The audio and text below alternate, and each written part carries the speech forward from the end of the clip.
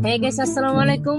আজকে নতুন পর্বে আপনাদেরকে স্বাগতম। এই পর্বে আসছে সুগার বয় এবং সুন্দরী কিউট গার্ল। জান, অনেকদিন তো বই মেলায় বই বিক্রি করেছি। চলো এবার নতুন একটা ইন্টারভিউতে দিবি। চলো তাহলে বাবু। চলো। কি ভাবতেছেন গাইস, নতুন দুজন ভাইরাল বয় এবং গার্ল চলে আসছে। তোমরা বসে যাও।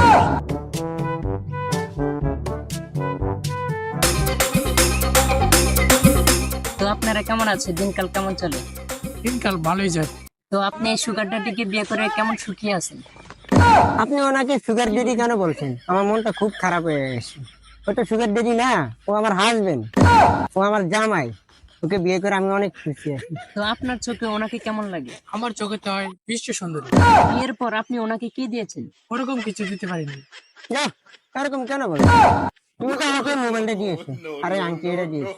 আপনি ওনাকে কতটুকু শান্তিতে রেখেছেন? আমি ওকে অতটা শান্তিতে রাখতে পারিনি। শান্তি দিতে পারেন না, তাহলে বিয়ে করছেন কেন? আমি ওরা শারীরিক ভাবে শান্তি দিই। আর মানসিক ভাবে? আপনার তো অনেক বয়স হয়ে গেছে, আপনি ভবিষ্যতে ওর জন্য কি রেখে যাবেন? আমার যা আছে সবই তোর, তার মধ্যে আর কিছু নাই। আপনি তো চাইলেই পারতেন ওরে একটা ফ্ল্যাট বা একটা গাড়ি কিনে দিতে।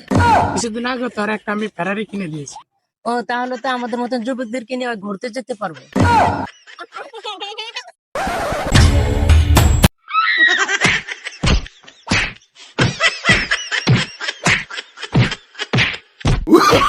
Oh, no, no, no, no. এই মারামারি করছেন কেন? আহা, আহা, গো, মাথা ব্যথা দিয়েছে। কি হয়েছে বলুন? এখন বলা শোনা আরো তো আবার মারবো। আহা, কেন মারছেন? আহা, কত মিস ওই হলে দিতে আমার লোকে ডিস্টার্ব করে, ওরা আবার মারবো। তোমার কি হয়েছে বলো তুমি? আমি কিছু করি আমার কোনো দোষ নেই, আর আমি কিছু বলতে পারবো না। তো গাইস, ও কিছু বলতেছে না, আমরা ওকে জিজ্ঞেস কি হয়েছে।